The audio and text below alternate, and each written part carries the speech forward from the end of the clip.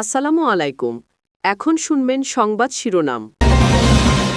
Football খেলা নিয়ে হাতাহাতির জেরে তুলকালাম। ব্রাহ্মণবাড়িয়ায় দুপক্ষের দফায় দফায় সংঘর্ষ, ভাঙচুর, আগুন, আহত অর্ধশতাধিক। লক্ষ্মীপুরে মা মেয়েকে হত্যা ও স্বর্ণালংকার লুটের ঘটনায় এখনো আটক হয়নি কেউ। মোটিভ খতিয়ে দেখছে পুলিশ। এলাকায় শোকের ছায়া। 5 দফা দাবিতে দেশের বিভিন্ন স্থানে জামায়াতের গণমিছিল। জুলাই সনদ স্বাক্ষরের আগে পিআর পদ্ধতি নিশ্চিতের দাবি। মানিকগঞ্জে মামলা থেকে আওয়ামী লীগ নেতাদের নাম বাদ দিতে বাদীকে চাপ প্রয়োগের অভিযোগ। এনসিপির 2 নেতার ভয়ে পালিয়ে বেড়াচ্ছেন বলেও দাবি জুলাই যোদ্ধার। নেত্রকোনায় সড়ক নির্মাণের বছর না পেরোতেই চলছে পুনর্নির্মাণের কাজ। সরকারি অর্থ নয়-ছয়ের অভিযোগ স্থানীয়দের। এতক্ষণ শুনছিলেন সংবাদ শিরোনাম, এবার বিস্তারিত।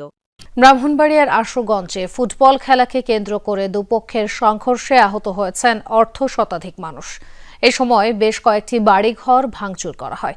খবর পেয়ে ঘটনাস্থলে গিয়ে পরিস্থিতি নিয়ন্ত্রণে আনে পুলিশ ও সেনাবাহিনী। আহতদের উদ্ধার করে স্থানীয় বিভিন্ন হাসপাতালে ভর্তি করা হয়েছে। দিনের শুরুতেই উত্তপ্ত হয়ে ওঠে ব্রাহ্মণবাড়িয়ার আশুগঞ্জের দুর্গাপুর বাজার এলাকা। দেশীয় অস্ত্র নিয়ে সংঘর্ষে জড়ায় দুপক্ষ। আতঙ্ক ছড়ায় আশপাশের এলাকাতেও। স্থানীয়রা জানায়, বৃহস্পতিবার বিকেলে ফুটবল খেলাকে কেন্দ্র করে বড়বাড়ি ও মুন্সিবাড়ি গ্রামবাসীর মধ্যে বাকবিতণ্ডা ও হাতাহাতি হয়। এরই জের ধরে শুক্রবার সকালে সংঘাতে জড়ায় দুপক্ষ। এ সময় বেশ কয়েকটি বাড়িঘরে ভাঙচুর ও আগুন দেয়া হয়। 4 ঘন্টা ধরে চলে সংঘর্ষ। খবর পেয়ে ঘটনাস্থলে গিয়ে পরিস্থিতি নিয়ন্ত্রণে আনে পুলিশ ও সেনাবাহিনী। গতকালকে একটা ফুটবল খেলাকে কেন্দ্র করে নিজেদের মধ্যে একটা হাতাহাতির ঘটনা ছিল, সেটাকে কেন্দ্র করে আজকে একটু মারামারিটা বড় হয়েছে। পরে আহতদের উদ্ধার করে পাঠানো হয় বিভিন্ন হাসপাতালে। এলাকার পরিস্থিতি থমথমে, মোতায়েন রয়েছে পুলিশ। এখনো কোনো লিখিত অভিযোগ পাই নাই, পরিস্থিতি নিয়ন্ত্রণে আছে এবং অতিরিক্ত পুলিশ মোতায়েন করা আছে আমাদের। লিখিত অভিযোগ পেলে আইনগত ব্যবস্থা নেওয়া হবে বলে জানিয়েছে পুলিশ। সাপ্তাহিক ছুটির দিনেও রাজশাহী বিশ্ববিদ্যালয়ে কেন্দ্রীয় ছাত্র সংসদ নির্বাচনের প্রচার চালাচ্ছেন প্রার্থীরা। সাপ্তাহিক ছুটির দিন থাকে অন্যান্য দিনের তুলনায় প্রচারণা কিছুটা কম। সকাল থেকে বিশ্ববিদ্যালয়ের আবাসিক হল, পরিবহন, মার্কেট, শহীদ মিনার প্রাঙ্গণ সহ ক্যাম্পাসের বিভিন্ন স্থানে জনসংযোগ চালাচ্ছেন প্রার্থীরা। ভোটারদের মন জয়ের পাশাপাশি বিভিন্ন সমস্যা সমাধানের আশ্বাস দিচ্ছেন তারা। 14 অক্টোবর পর্যন্ত চলবে প্রচারণা। 16 অক্টোবর অনুষ্ঠিত হবে ভোট। এবারে নির্বাচনে কেন্দ্রীয় সংসদের 23 পদে লড়ছেন 247 প্রার্থী। মোট ভোটার 29,000। দীর্ঘ 35 বছর পর হতে যাচ্ছে এবারের রাকসু নির্বাচন। বরগুনায় বসতঘর থেকে এক যুবকের মরদেহ উদ্ধার করেছে পুলিশ। দুপুরে সদরের বড়ইতলা গ্রাম থেকে উদ্ধার করা হয় হাসানের মরদেহ। পুলিশ ও স্থানীয়রা জানায়, হাসানের হাঁস মুরগির ফার্মের পাশ দিয়ে যাওয়ার সময় হাঁসগুলো মৃত অবস্থায় পড়ে থাকতে দেখেন এক প্রতিবেশী। পরে স্থানীয় কয়েকজনকে ডেকে সেগুলো অপসারণ করে তারা। একসময় হাসানকে খোঁজাখুঁজি করে না পেয়ে তার ঘরের জানালা ভাঙেন কয়েকজন। পরে ভেতরে বিছানায় হাসানের অর্ধগলিত মরদেহ পড়ে থাকতে দেখেন। খবর পেয়ে ঘটনাস্থলে গিয়ে মরদেহ উদ্ধার করে পুলিশ। পিআর পদ্ধতিতে নির্বাচন সহ 5 দফা দাবিতে দেশের বিভিন্ন স্থানে গণমিছিল ও বিক্ষোভ করেছে জামায়াতে ইসলামী। জুমার নামাজের পর রংপুর মহানগরীর টাউন হলের সামনে থেকে গণমিছিল বের করে জামায়াতের নেতাকর্মীরা। সুপারমার্কেট মোড়, পায়রা চত্বর, প্রেস ক্লাব হয়ে শাপলা চত্বরে গিয়ে গণমিছিলটি শেষ হয়। সমাবেশে বক্তারা বলেন, জুলাই সনদ বাস্তবায়নের মাধ্যমেই ফেব্রুয়ারিতে নির্বাচন করতে হবে। দৃশ্যমান করতে হবে বিচার সংস্কারও। জুলাই আন্দোলনের আকাঙ্ক্ষা বাস্তবায়ন না হলে দেশে মহাসংকটে পড়বে বলেও মন্তব্য করেন তারা। একই দাবিতে নারায়ণগঞ্জে বিক্ষোভ সমাবেশ ও মিছিল করেছে মহানগর জামায়াত ইসলামী। দুপুরে জুমার নামাজের পর শহরের মিশন পাড়ায় সমাবেশ শেষে মিছিল দিয়ে গুরুত্বপূর্ণ সড়ক প্রদক্ষিণ করে দলটির নেতাকর্মীরা। এ সময় জুলাই সনদ স্বাক্ষরের আগে পিআর পদ্ধতি নিশ্চিত করা সহ বিভিন্ন দাবি তুলে ধরেন তারা। পাশাপাশি ফ্যাসিবাদের দোসরদের বিচার নিশ্চিতের তাগিদও উঠে আসে গণমিছিল থেকে। এছাড়াও বরিশাল, কুমিল্লা সহ বিভিন্ন জেলায় গণমিছিল ও বিক্ষোভ করে দলটি। মানিকগঞ্জে জুলাই আন্দোলনে হামলা মামলা থেকে আওয়ামী লীগ নেতাদের নাম বাদ দিতে বাদীকে চাপ দেওয়ার অভিযোগ উঠেছে এনসিপি নেতাদের বিরুদ্ধে। মামলার বাদী জুলাই যোদ্ধা সাদিকুল ইসলাম রাব্বি এখন প্রাণ ভয়ে পালিয়ে বেড়াচ্ছেন। এ বিষয়ে কেন্দ্রীয় এনসিপি বরাবর এবং থানায় লিখিত অভিযোগও হয়েছে। স্থানীয় এনসিপি নেতারা অভিযোগ অস্বীকার করে এটিকে ষড়যন্ত্র বলছেন। 2024-এর 4 আগস্ট ছাত্র জনতার আন্দোলনে গুলি আর হামলার ঘটনা ঘটে মানিকগঞ্জ বাসস্ট্যান্ড এলাকায়। এই ঘটনায় আহতদের একজন সাদিকুল ইসলাম রাব্বি। এখনও শরীরে বয়ে বেড়াচ্ছেন 2 শতাধিক রাবার বুলেট। 4 আগস্ট হামলা মামলার বাদী তিনি। অভিযোগ উঠেছে মামলা থেকে জেলা ছাত্রলীগের সাবেক সভাপতি দেওয়ান মতিন সহ আওয়ামী লীগ নেতার নাম বাদ দিতে চাপ দিচ্ছেন এনসিপির স্থানীয় 2 নেতা।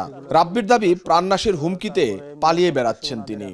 ন্যায় বিচার পাওয়ার জন্য মামলাটা করছিলাম, তো এখন এনসিপির নেতারা আমাকে বিভিন্নভাবে ভয়ভীতি দেখাচ্ছে। বাড়িতেও থাকতে পারতেছি না বিগত 20-25 দিন যাবত। বলছে যে এরকম মেহেরপুরে আরেকজন মামলার বাদী ছিল, তো উনি গুম হয়ে গেছে, পরে ওনার লাশ পাওয়া গেছে।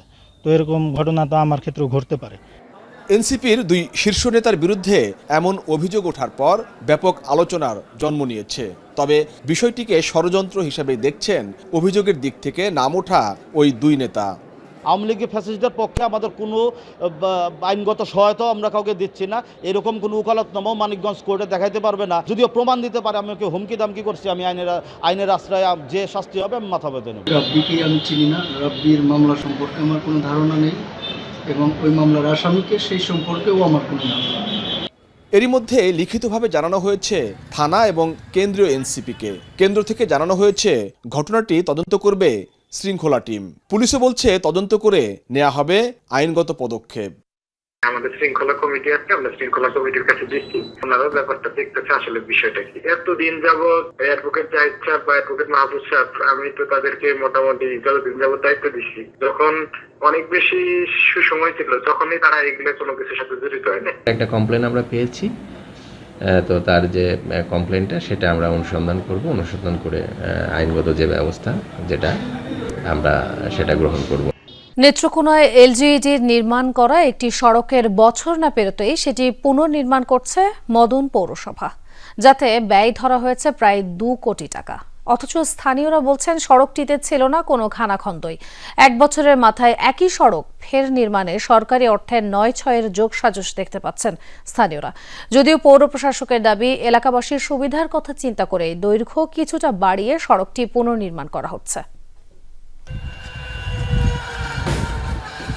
সড়কে ছিল না কোনো খানাখন্দ, যানবাহন আর পথচারীদের চলাচল ছিল স্বাচ্ছন্দ্যের। স্থানীয়দের অভিযোগ, তবুও নির্মাণের 1 বছরের মাথাতেই এলজিডির একটি সড়ক পুনর্নির্মাণ করছে পৌরসভা। এটা পিসের উপরে দেওয়া আবার ডালাই করছে, এটা কোন ভাঙ্গা টাঙ্গা তেমন ছিল না কোনো কিছু। 5-6 ইঞ্চি ডালাই করছে আর 2 সাইডে 1 ফুট 2 ফুট বাড়াইছে। রাস্তা আছে, রাস্তার অভাব আছে, এটা ছাড়া করলে সবচেয়ে ভালো আছে। নেত্রকোনা মদনের মনোহরপুর দেওয়ানবাজার সড়কটি 2024 সালের জুন মাসে প্রায় 1.5 কোটি টাকা ব্যয়ে নির্মাণ করা হয়। সাধারণত নির্মাণের 3 বছরের মধ্যে সেই সড়ক পুনর্নির্মাণ হয় না। তবে সেই সড়কটি আবারও নতুন করে প্রায় 2 কোটি টাকা ব্যয়ে নির্মাণ করছে মদন পৌরসভা। এরই মধ্যে কাজ অনেকটাই শেষ করে এনেছে ঠিকাদারি প্রতিষ্ঠান কবির সিন্ডিকেট সেন্স।